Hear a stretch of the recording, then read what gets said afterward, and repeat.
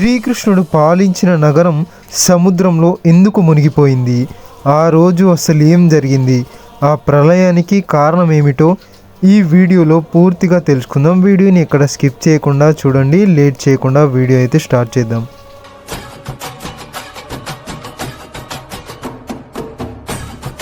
ద్వారక ఈ పేరు వినగానే మనకు గుర్తొచ్చేది శ్రీకృష్ణుడు. మహాభారత కాలంలో శ్రీకృష్ణుడు పాలించిన ఈ నగరం ఇప్పుడు సముద్రం అడుగున ఉంది. భారత ఇతిహాసాలకు బలాన్ని చేకూర్చే ఆనాటి ఆనవాళ్ళు ఇంకా పదిలంగా అయితే ఉన్నాయి.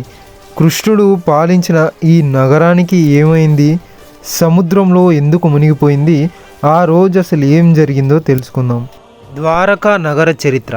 హిందువులు అతి పవిత్రంగా భావించే 4 ధామాలలో ద్వారక ఒకటి. ద్వారక అనేది ద్వారాలు కలది అని అర్థం. వేదవ్యాసుడు రాసిన మహాభారత కావ్యంలో ద్వారక నగరాన్ని ద్వారావతిగా పేర్కొన్నారు. ఈ నగరం గుజరాత్లోని పశ్చిమ తీరంలో అయితే ఉంది. శ్రీకృష్ణుడు మధురలో కంసుడిని సంహరించాడు. దీంతో మగధరాజైన జరాసంధుడి మధురపై అనేక దండయాత్రలు అయితే చేశాడు. దీంతో శ్రీకృష్ణుడు తనతో ఉన్న యాదవులను ద్వారకకైతే తరలించాడు. అనంతరం సముద్ర గర్భంలోని దీవులు సమూహాలన్నీ కలిపి ఒక అద్భుతమైన ద్వారక నగరాన్ని అయితే నిర్మించారు. ద్వారక నగరం సంయుక్త రాజ్య సమాహారంగా ఉండేదని పురాణాలైతే చెప్తున్నాయి. అందకులు, వృష్టులు, భోజులు ఇందులో భాగస్వాములు. ద్వారకను పాలించిన యాదవులను దశరాస్ అంటారు. వాసుదేవుడు, కృష్ణుడు, బలరాముడు, సత్యాకి, కృతవర్మ, ఉద్ధవుడు, ఆక్రూరుడు, ఉగ్రసేనుడు ద్వారకలో నివసించిన యాదవ ప్రముఖుల్లో ముఖ్యులు. ఈ కట్టడాలు మహా అద్భుతం. గోమతి నది తీరంలో ఒక ప్రణాళిక ప్రకారంగా ద్వారకా నగరాన్ని అయితే నిర్మించారు. నిర్వహణ సౌలభ్యం కోసం నగరాన్ని 6 విభాగాలైతే చేశారు. నివాస ప్రదేశాలు, వ్యాపార ప్రదేశాలు, వెడల్పైన రాజమార్గాలు, వాణిజ్య కూడళ్ళు, సంతాలు, రాజభవనాలు, అనేక ప్రజోపయోగ ప్రదేశాలతో ద్వారక నిర్మితమైంది. రాజ్యసభ మండపం పేరు సుధర్మ సభ. ఇక్కడ రాజు ప్రజలతో సమావేశమైతే జరిపేవారు. అందమైన కట్టడాలతోనే కాదు, ప్రకృతి సోయగాలో నగరం స్వర్గాన్ని తలపించేది. సముద్ర తీరంతో ఆ ప్రాంతం ఆహ్లాదకరంగా ఉండేది. కురుక్షేత్ర యుద్ధం జరిగిన 16 సంవత్సరాల తర్వాత ఈ నగరం సముద్ర గర్భంలో కలిసిపోయింది.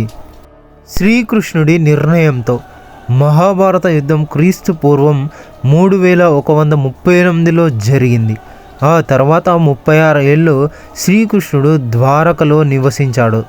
కృష్ణుడి తర్వాత యాదవరాజులు పరస్పరం తమలో తామే కలహించుకోవడం వల్ల సామ్రాజ్యం పతనమైనట్లు చెబుతారు. యాదవ కులం కూడా అంతఃకలహాలతో నశిస్తుందని గాంధారి శపించింది.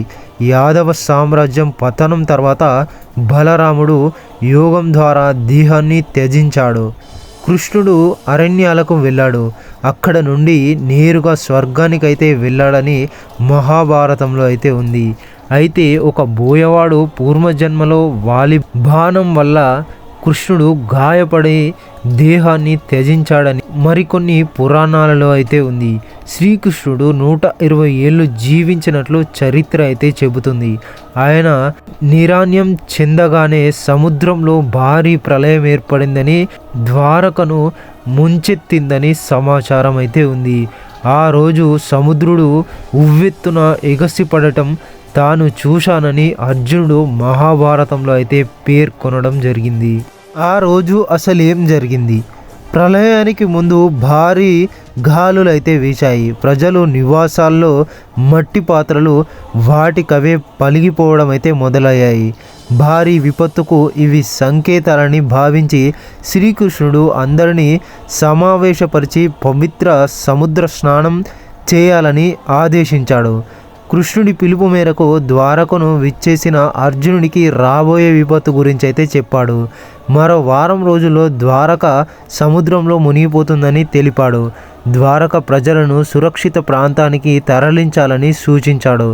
ఆ తర్వాత శ్రీకృష్ణుడి అరణ్య బాట పట్టడం, ప్రాణాలు త్యజించడం జరిగిపోయాయి. దీంతో అర్జునుడు శ్రీకృష్ణ బలరాములతో సహా యాదవులందరికీ అంత్యక్రియలైతే నిర్వహించి ద్వారక ప్రజలను, సంపదనను వాహనాల్లోకి ఎక్కించి సురక్షిత ప్రాంతానికైతే తరలించారు. వారంతా అలా నగరాన్ని దాటగానే సముద్రుడు ఉగ్రరూపం దాల్చాడు.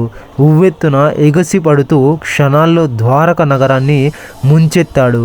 ఇదంతా ద్వారక ప్రజలు, అర్జునుడు కళ్ళ ముందే అయితే జరిగాయి. ద్వారక ఇప్పుడు ఎలా ఉంది? శ్రీకృష్ణుడి కర్మభూమిని అన్వేషించి ప్రయత్నాలైతే మళ్ళీ మొదలయ్యాయి. సముద్ర గర్భంలో సుందరమైన ద్వారకపై భారత పురావస్తు శాఖ మళ్ళీ రీసెర్చ్ అయితే మొదలుపెట్టింది. దాదాపు 20 ఏళ్ల తర్వాత under water archaeology wing Arabia సముద్రంలో పరిశోధనలైతే జరుపుతుంది. అసలు కృష్ణుడు నిర్మించిన ద్వారక ఎలా ఉండేది, సముద్రంలో ఎలా మునిగిపోయింది, ద్వారక అంతర్ధానమే కలియుగానికి నాంది పలికిందా, సముద్రంలో మునిగిన ద్వారక నగరంపై మళ్ళీ అన్వేషణ, సముద్రపు కెరటాల అడుగున మానవుల కనుచూపు మరుగున అరేబియా అంచుల్లోని సముద్ర గర్భంలో ద్వారక నగరం ప్రశాంత వదనంతో ఉంది.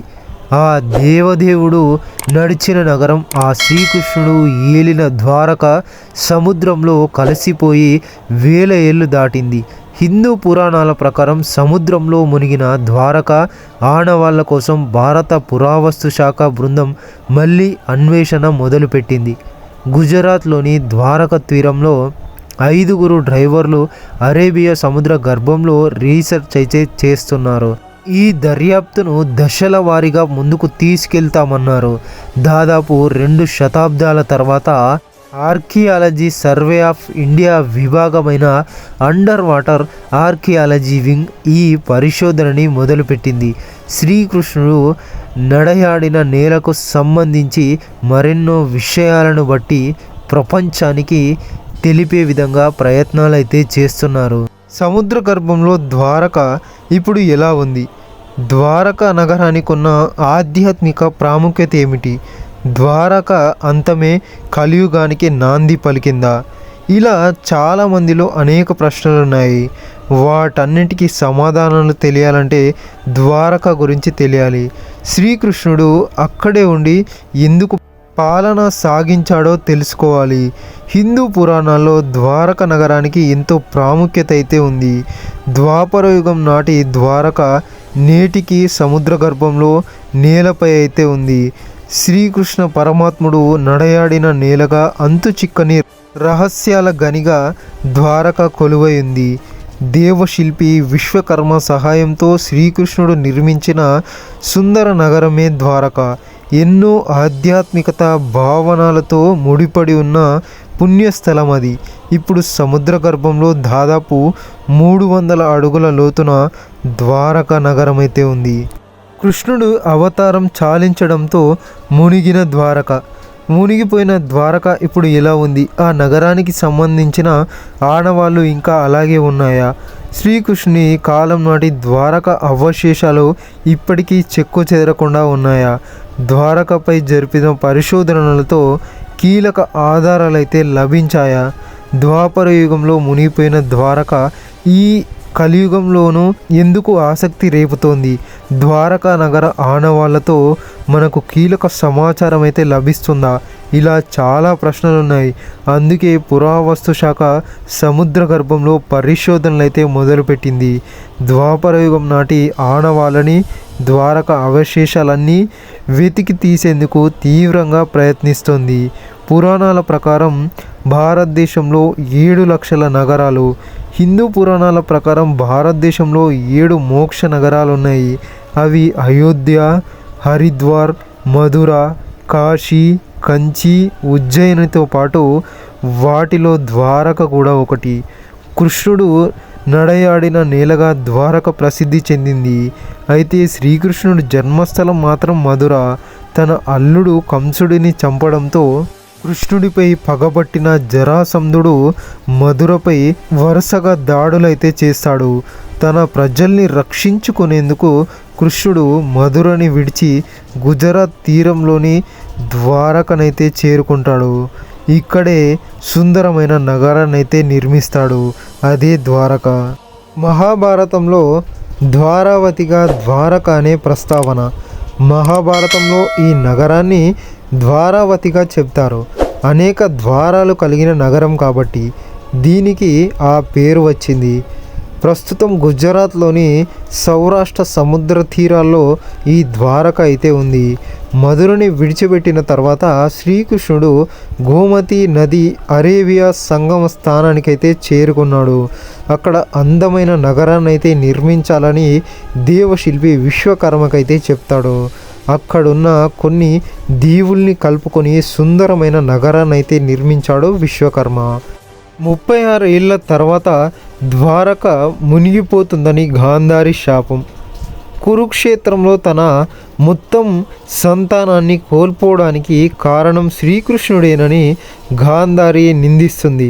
సరిగ్గా 36 ఏళ్ల తర్వాత ద్వారక నగరం నీట మునిగిపోతుందని శపిస్తుంది. ఆ తర్వాత కృష్ణుడు అవతారం చాలించడం, ద్వారక సముద్ర గర్భంలో కలిసిపోవడం జరుగుతాయి. కొంతకాలానికి శ్రీకృష్ణుడు ముని మానవుడు వజ్రుడు సముద్ర తీరంలో ద్వారకని తిరిగి నిర్మించాడంటారు. అలా ద్వారక నగరం సముద్రంలో మునిగిపోవడమే కలియుగానికి నాంది పలికేదని కథలైతే ఉన్నాయి. 1930లో తొలిసారి ద్వారక రహస్యాల అన్వేషణ. ద్వారక గురించి జరుగుతున్న అన్వేషణ తొలిసారిగా 1930లో ఇరానంద్ శాస్త్రి ద్వారక రహస్యాల్ని తెలుసుకునేందుకు అన్వేషించారు. 1963లో జిఎం నానావతి, హెచ్డి సంఖాలియా ఆధ్వర్యంలో తొలిసారి ద్వారక తవ్వకాలైతే జరిగాయి. 1969 నుంచి 70, 1983 నుంచి 1990 మధ్య సముద్ర గర్భంలో ద్వారక అవశేషాలను అప్పుడు వినియోగించిన కొన్ని వస్తువులను సముద్ర పురావస్తు శాస్త్రవేత్తలైతే గుర్తించారు. 2005 నుంచి 2007 మధ్య ద్వారక రహస్యాల అన్వేషణ. చివరిగా 2005 నుంచి 2007లో ఈ తరహా అన్వేషణ అయితే జరిగింది. ఇప్పుడు సముద్ర గర్భంలో ఓ నగర అవశేషాలు అద్భుతమైన నిర్మాణాలైతే ఉన్నాయని తేల్చారు. మళ్ళీ ఇప్పుడు 2 శతాబ్దాల తర్వాత ఆర్కియాలజీ సర్వే ఆఫ్ ఇండియా మళ్ళీ ద్వారక తీరంలో అన్వేషణని తిరిగి ప్రారంభించింది. ప్రొఫెసర్ ఆలోక్ త్రిపాఠి నేతృత్వంలో 5 పురావస్తు శాస్త్రవేత్తల బృందం ఈ ప్రాజెక్టుపై పనిచేస్తుంది. తొలిసారి ఈ రీసెర్చ్ టీంలో ఒక మహిళా పురావస్తు శాస్త్రవేత్త కూడా పాల్గొన్నారు. ప్రాథమిక అధ్యయనానికి గోమతి నది సమీప ప్రాంతం ఎంపిక. ద్వారక అన్వేషణ దశల వారీగా కొనసాగుతోంది. తొలి దశలో పరిశోధనల కోసం స్థలాలను గుర్తిస్తారు. ఆ అంశాల ఆధారంగా మరిన్ని పరిశోధనలకు ప్రణాళికలైతే రూపొందిస్తారు. ప్రాథమిక అధ్యయనం కోసం గోమతి నది సమీప ప్రాంతాన్నైతే ఎంచుకున్నారు. ఈ అన్వేషణలో శ్రీకృష్ణుడు నిర్మించిన ద్వారక నగరం నిజమని తేలితే మాత్రం నిజంగా అది గొప్ప మలుపు అవుతుంది. అప్పుడు శ్రీకృష్ణ పరమాత్ముడు ఈ భూమిపై ఉన్నది ద్వారకని నిర్మించింది, ప్రజల్ని పాలించింది కూడా నిజమే అని తేలుతుంది. మన చరిత్ర, మన పురాణాలు, ఇతిహాసాలన్నీ నిజమవుతాయి. 4000 ఏళ్ల క్రితమే భారత్ సంపన్న దేశమని తెలుస్తుంది. ఈ ప్రపంచానికి ఏమీ తెలియని రోజుల్లోనే కన్స్ట్రక్షన్స్ టెక్నాలజీతో ఇండియా ఎంత అడ్వాన్స్డ్ ఉండేదని అర్థమవుతుంది. ఇప్పటిదాకా హరప్ప, మొహంజదారో గురించి మాత్రమే మాట్లాడుకుంటున్నాం. ద్వారకపై జరుగుతున్న పరిశోధనలు సక్సెస్ అయితే ఇప్పుడు ద్వారక గొప్పతనం ఏంటో ఆ ప్రపంచానికైతే తెలుస్తుంది. అది ఎంత పురాతనమైన నగరమో అర్థమవుతుంది. ముఖ్యంగా ఈ ప్రపంచం కంటే భారత్ ఎంత అడ్వాన్స్డ్గా ఉండేదనే విషయం ప్రూవ్ అవుతుంది. సముద్ర గర్భంలో భారతదేశ గొప్ప సాంస్కృతిక వారసత్వం. ఆ సమయాల్లోనే అక్కడ శిల్పులు చాలా అద్భుతమైన శిల్పాలను అయితే చెక్కారు. నీటి అడుగున తవ్వకాలు అయితే జరిగాయి. సముద్రంలో దాగి ఉన్న భారతదేశ గొప్ప సాంస్కృతిక వారసత్వాన్ని కాపాడాలనే లక్ష్యంతోనే ఇప్పుడు మళ్ళీ నీటి అడుగున పరిశోధనలు అయితే నిర్వహిస్తున్నారు. ఆ శ్రీకృష్ణుడు నడయాడిన నేలకు సంబంధించిన ఎన్నో విశేషాల్ని త్వరలోనే ప్రపంచానికి తెలియజేసే ప్రయత్నం అయితే చేస్తున్నారు పురావస్తు శాస్త్రవేత్తలు. పరిశోధనలు. ద్వారకపురి క్రీస్తు పూర్వం 1443లో సాగర గర్భంలో మునిగిపోయినట్లు చరిత్రకారులైతే చెప్తున్నారు. ఈ మేరకు పలు గుజరాత్లోని జామ్నగర్లో సముద్ర తీరంలో ఆనవాళ్ళైతే లభించాయి. 1983 నుంచి 1986లో గుజరాత్ సముద్ర తీరంలో జరిగిన ఈ పరిశోధనలో ఆసక్తికరమైన విషయాలైతే బయటపడ్డాయి. పశ్చిమ తీరంలో గోమతి నది అరేబియా సముద్రంతో కలిసే చోట సముద్ర గర్భంలో ఒక మహానగర శిథిరాలనైతే పరిశోధకులైతే గుర్తించారు. గుజరాత్కు 20 కిలోమీటర్ల దూరంలో ప్రముఖ ఆర్కియాలజిస్ట్ డాక్టర్ ఎస్ఆర్ రావు ఆధ్వర్యంలో జరిగిన ఈ పరిశోధనల్లో ద్వారకా నగరం క్రీస్తు పూర్వం 3150 ఏళ్ల కింది నాటిదని నిర్ధారించారు. అదే ద్వాపర యుగంలో కృష్ణుడు విశ్వకర్మ సహాయంతో నిర్మించిన ద్వారకగా అయితే భావించారు. గుజరాత్ తీరం నుంచి 20 కిలోమీటర్ల దూరంలో సముద్ర గర్భంలో 40 మీటర్ల లోతులో సుమారు 9 చదరపు కిలోమీటర్ల వైశాల్యంతో ఈ చారిత్రక నగరం అయితే విస్తరించి ఉన్నట్లు గుర్తించారు. క్రమబద్ధమైన నిర్మాణాలకు సంబంధించిన రాతి కట్టడాల ఫోటోలను విడుదలైతే చేశారు. 2001 నుంచి 2004 వరకు జరిగిన పరిశోధనల్లో ఎన్నో ఆధారాలను సేకరించారు. ప్రభుత్వ నిధులు విడుదల చేయకపోవడంతో పరిశోధనలు మధ్యలోనే నిలిచిపోయాయి. ఏది ఏమైనా ఒక మహోన్నత నగర సముద్రం అడుగున ఇప్పటికీ చెక్కు చెదరకుండా ఉండడం నిజంగా ఒక అద్భుతం. జై Shri Krishna. Thank you for watching this video. మరొక మంచి వీడియోతో మళ్ళీ కలుద్దాం.